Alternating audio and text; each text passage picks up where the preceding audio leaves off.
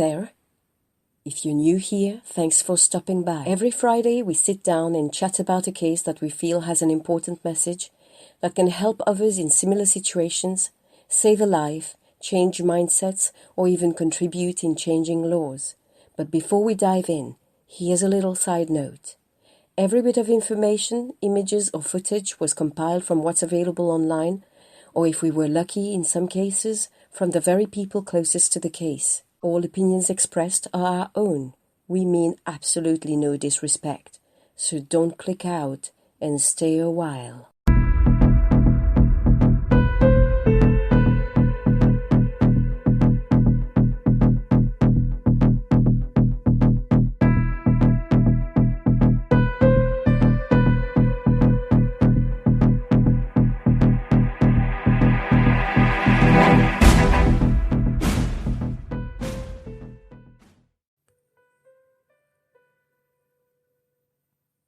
There once was a love story with no happy ever after. Joe, a Florida man, can finally rest easy now that he's free from the tremendous stress he felt every time he saw a police car, thinking they once more were coming for him. Thanks to a 3-year-long relationship with a 41-year-old blonde bombshell armed with a beautiful smile, Joe recalls that life with Tawny Blazesjowski wasn't always bad.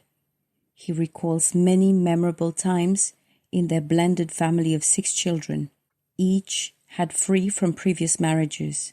Joe enjoyed his relationship with Tawny so much that he proposed to his girlfriend of 3 years. But things started to sour between the pair when Tawny felt that Joe was dragging his feet to set a wedding date. The subject became such a sore point for them that Joe decided to break things off, as the situation was becoming unbearable. Immediately after Joe said he was tired of it, she rang him and said, "Are you sure? Are you sure you want this? Because I got everything lined up that will ruin you." It was after the breakup that she began harassing poor Joe, weaving such a web of lies to ruin his life and almost getting away with it. Tawny's lies managed to get Joe arrested 3 times, getting him fired from a company he had worked for over 24 years. Less than an hour after the breakup, Joe received a notification that his email password had been changed. She hacked into his personal email and sent pornographic photos of him to his employers. On the night of October 19, 2012, police arrested Joe at his home after Tawny showed up at the sheriff's office with a bloody face, reporting him for domestic violence. He went to jail that night. Tawny followed this by calling the Florida Abuse Hotline, accusing Joe and his teenage son of operating a child pornography ring. Investigators believed her despite Joe's denials. "It was total harassment," said Joe. "I did everything I could to stay away from her. She was one step ahead the whole time." She even did a Crime Stoppers tip against one of Joe's colleagues, Jenny Rober. She threatened to burn down the house of Joe's new girlfriend's landlords if he didn't kick her out within 30 days. When Joe found himself struggling to get investigators or even lawyers to believe him, he took one last shot with a lawyer called Brian Shorstein. When Shorstein, his lawyer, became certain of his innocence, he went to the sheriff's office to convince them of the same, that Joe was the victim, not the guilty party. Finally, after 7 months of harassment, Detectives George Harrigan and Shannon Andrews began to unravel the web of deceit spurned by Tawny. Detective Andrews told ABC News 2020, "It was hard to keep up with. She was stalking faster than we could investigate." Tawny finally sealed her own fate by sending a letter threatening Mariella, Joe's girlfriend, 17-year-old daughter, which included a picture of a mutilated corpse. The stalker finally became the stalked by detectives. They uncovered evidence that granted them a search warrant, which allowed them to enter Tawny's home. They got more than they expected to find. 7 full notebooks were found containing a detailed to-do list of each of her stalking acts in her campaign of terror towards Joe and others in his circle. She was meticulous and thorough in her record keeping, with dates, times, places, people, and even went as far as crossing out each completed task as you would do a to-do list. Tawny Blazesjowski was arrested that night, charged with making threats to maim and murder. She pleaded no contest to the 8 felony counts against her. During her sentencing phase, she pleaded for leniency, stating, "Not only did I hurt my own children, I hurt other children. I am pleading with you, Your Honor, to please grant me forgiveness. I ask my victims for forgiveness and for mercy, and for you to please not take me away from my children who need me." She was sentenced to 9 years in prison, 2 years of house arrest, and 19 years probation. And as for Joe, with 3 arrests on his records thanks to his stalker, he went from a 6-figure salary to taking small landscaping jobs, until he is able to clear his name and record completely again. "I just put one foot in front of the other and keep moving. It's all you can do," he says. His only question to Tawny is, why couldn't you just let go? "Today I finally can breathe again," said the 51-year-old Joe Good in an exclusive interview with ABC News 2020 in 2014. Unfortunately, her crocodile tears will not fade the scars, will not take away the pain and the anguish she has caused. Now don't go away, because we're not finished. We've got a little bit more for you. "My favorite thing to do is stand outside and stare at you. I hate you so much that I want to drive a knife in your heart." These are a couple of the messages that the victim of today's case received from his alleged stalker.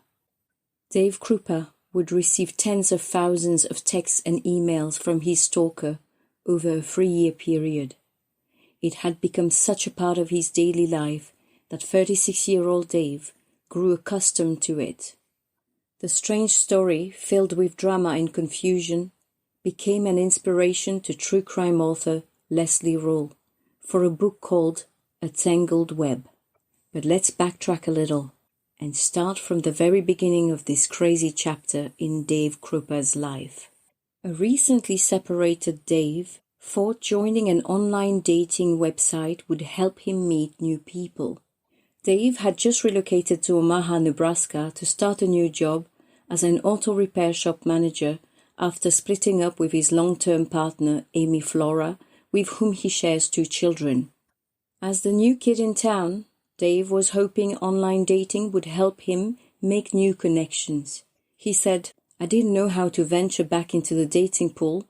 I felt pretty rusty, so internet dating was the way to go." So Dave signed up for a couple of these online dating sites. And just like that, Dave hit it off with the first person he met online, a woman named Shanna Elizabeth Golyar, better known as Liz, and both of them were single parents at the time. By the 4th date, things had gotten quite intimate between the two, but Dave was very clear to Liz from the get-go that he was not interested to jump back into anything too serious at the time, and that they both should be free to see other people, and she seemed to be on the same page.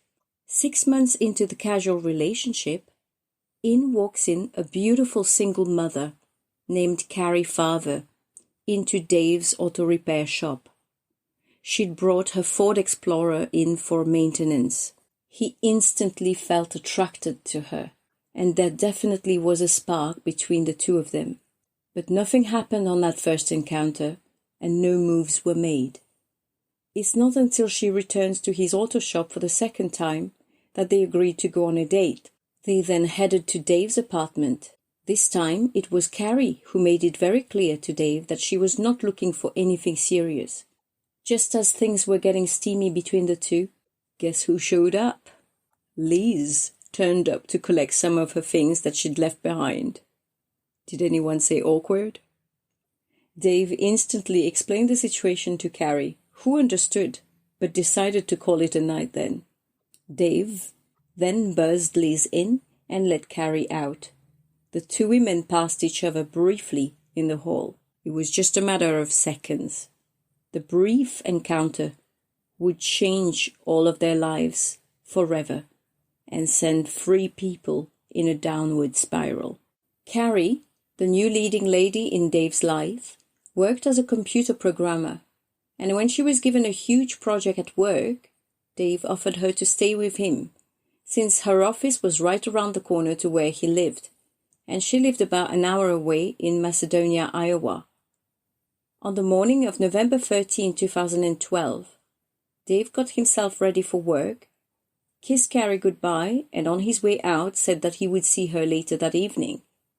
It had just been 2 weeks since they started dating. Around midday on that same day, Dave received a strange text from Cari saying they should move in together, which he felt was completely out of left field, since they had both discussed that this would not happen. When Dave responded no, that it was way too soon, Cari seemingly flew into a rage and replied, "Fine.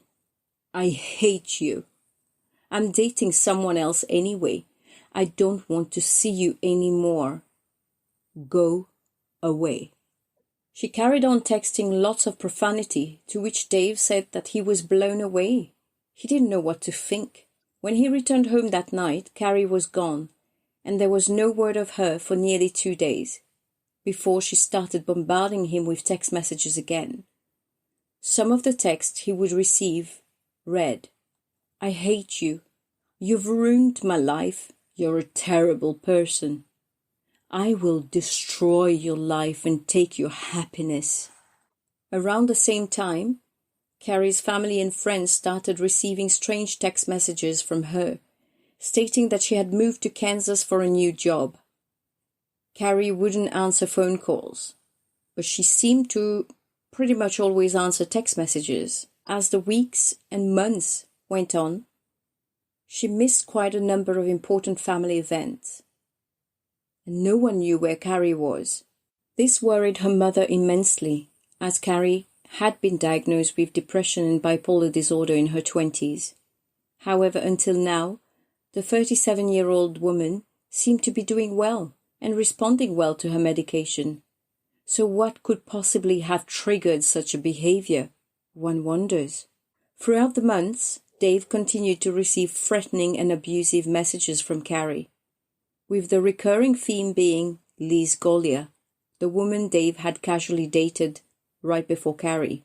The same woman Cari passed in the hallway as she was leaving Dave's apartment on that first date for mere seconds. Finally, Liz contacted Dave to let him know that she too was being harassed, and that her garage had been vandalized with profanity spray-painted on the wall. Dave later recalls to ABC News that on a specific occasion, "I was sitting on my lazy boy with my feet up watching TV, trying to relax, and it was nighttime, and I get a text saying, 'I see you. You're sitting in your chair with your feet propped up, wearing a blue shirt.' And those things were true," recalls Dave. This insane situation eventually pushed Dave and Liz back together. They started seeing each other again casually. It was quite often that both would receive harassing text messages while sitting next to each other on the couch. In January 2013, Dave noticed Cari's car in a parking lot. He knew that car very well since he'd been doing maintenance work on it. He took a picture of it and sent to the police. They came, searched it, but were only able to find one fingerprint that did not match Cari's or anyone else in the FBI's database. Meanwhile, Cari's mum became so desperate searching for Cari with little to no help from authorities who felt Cari had left of her own free will. And as an adult, you are allowed to choose to disappear and not contact anybody and not have anybody contact you. As the campaign of harassment escalates, the threats from Cari becomes more ominous, with one text threatening to kill Liz and sending Dave a photo of a woman tied up in the boot of a car.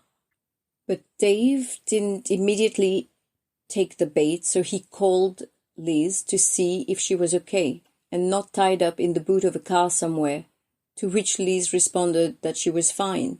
In August 2013, Liz and her 2 children were in the process of moving house when her house burned down. Thankfully, they weren't there, but the lives of her 2 dogs, cat, and pet snake were lost in the fire. For Dave and Liz, fear, stress, and harassment had become part of their daily routine. In 2015, 2.5 years since anyone had last seen Cari, 2 detectives, Ryan Avis and Jim Doty of the Pottawatomie County Sheriff's Office in Council Bluffs, Iowa, decided to take a fresh look into this case, each adopting a different approach to investigating the case, with one detective trying to find the whereabouts of Cari and prove that she's alive and well and is the one stalking Dave and Liz, and the other trying to prove that Cari had long been dead and that it was someone else impersonating her. One reaching a dead end, and the other jumping down the rabbit hole and unraveling the truth about this case. Because the truth is way stranger than fiction. The deeper the rabbit hole goes, both detectives become a line in their finding, with a bullseye on their primary suspect. On December 4, 2015, Liz Golyar walked into a police station to file a complaint against Amy Flora, Dave's ex-long-term partner and mother of his 2 children. The very next day, Liz went to a park by herself at night to clear her head from all the stress she'd been feeling the past few years. Liz was shot in the leg. She identified Amy as the one who had shot her with Dave's missing gun. She too was the victim of a deranged ex. But which deranged ex is it? Cari or Amy? During the original investigation in 2013, both Dave and Liz gave access to their phones and its content to the police so they could recover the text messages and piece the case together. After Liz was shot, she allowed the police to download the content of her phone once again. Whilst looking through the case file and the contents of Liz's phone, the detectives found a photo of Cari's car, a photo which was taken weeks before the car was discovered, and the photo of a hog-tied woman in the boot of a car. They also matched the fingerprint found in Cari's car to Liz. The truth is, the detectives had already found this evidence against Liz prior to her filing the complaint against Amy and prior to her being shot.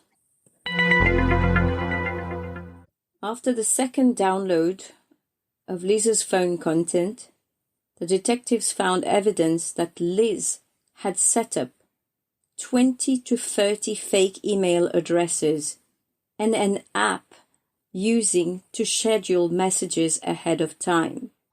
This is how she was able to receive harassing messages while sitting right next to Dave.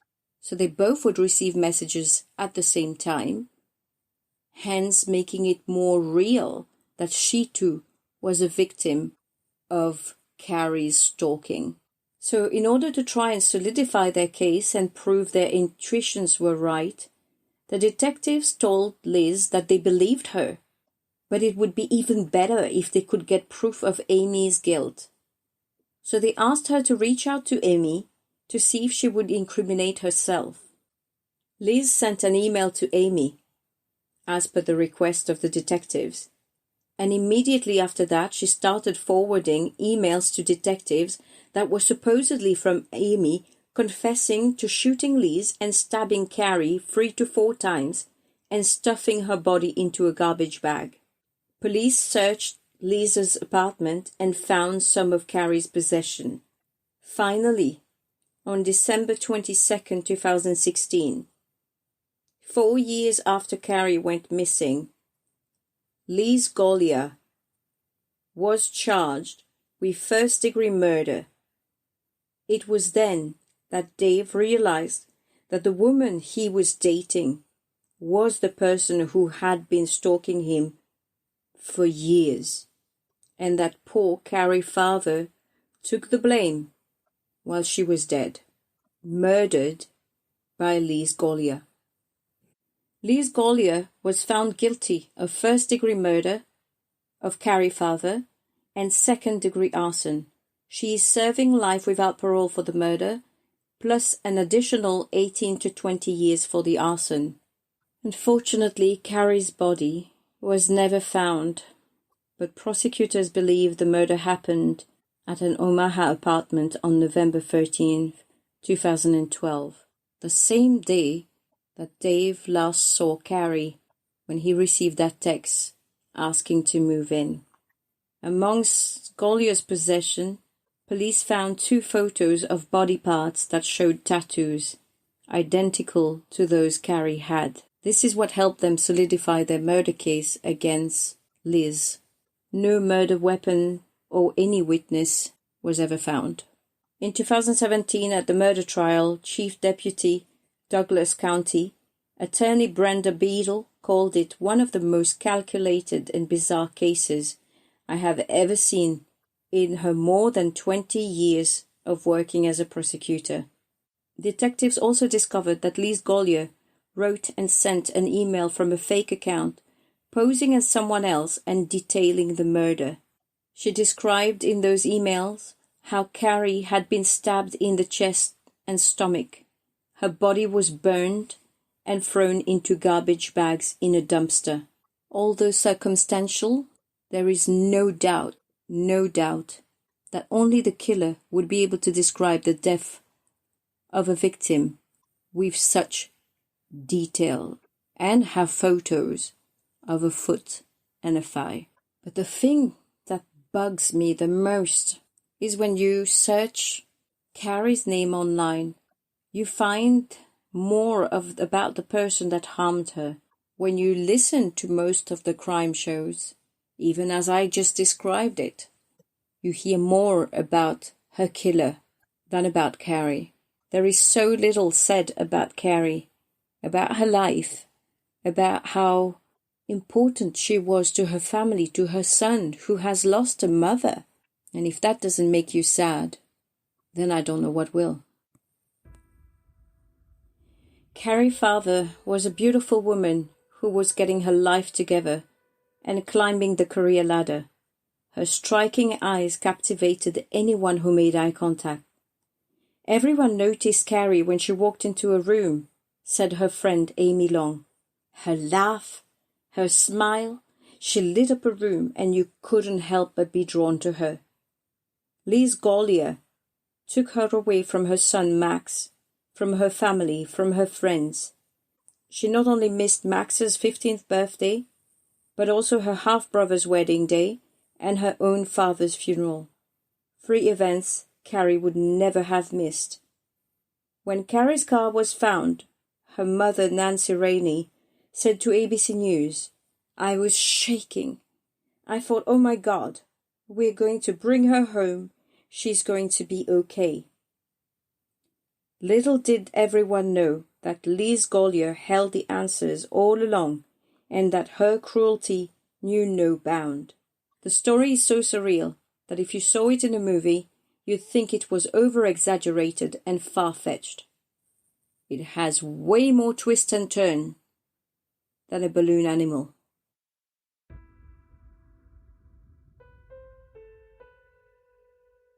Stalking is about introducing fear in someone else's life, and this crime is often committed by people you know, more often than not, from former romantic partners or one who sees themselves in a relationship with the target of their obsession.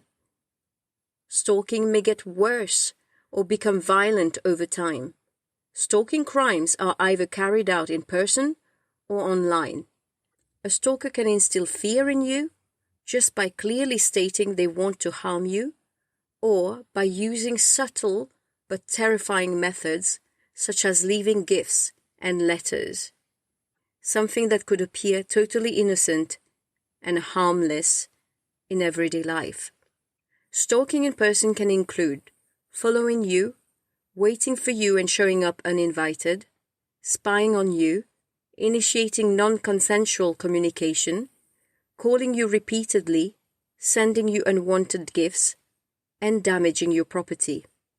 Cyberstalking involves online harassment that uses technology such as emails, social media, and other digital means of communication to commit their stalking criminal acts.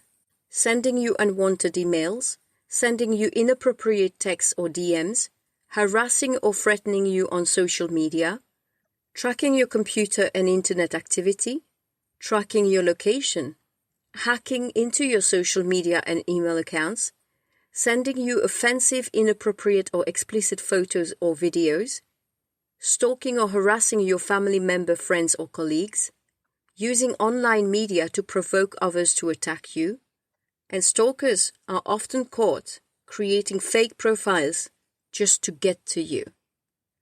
As a victim, you might not feel safe in your known surroundings anymore. You can experience many psychological and physical symptoms if you find yourself a victim of stalking. The effects on your psyche may include self-doubt, frustration and anger, guilt and shame, embarrassment, constant fear, difficulty concentrating, trouble sleeping, depression, anxiety, panic attacks, PTSD, short for post-traumatic stress disorder, paranoia, and agoraphobia. The effects on your physical health may include headaches, stress-induced hypertension, fluctuation in weight due to eating disorders, worsening of pre-existing conditions, dizziness, shortness of breath, heart palpitations, and sweating. If you or anyone you know are experiencing these as a result of unwanted attention, we urge you to please seek help now. Alright, before we check out, I'd just like to remind you to join us next week on our roundtable discussion for this case, the final scoop. In the meantime, stay safe.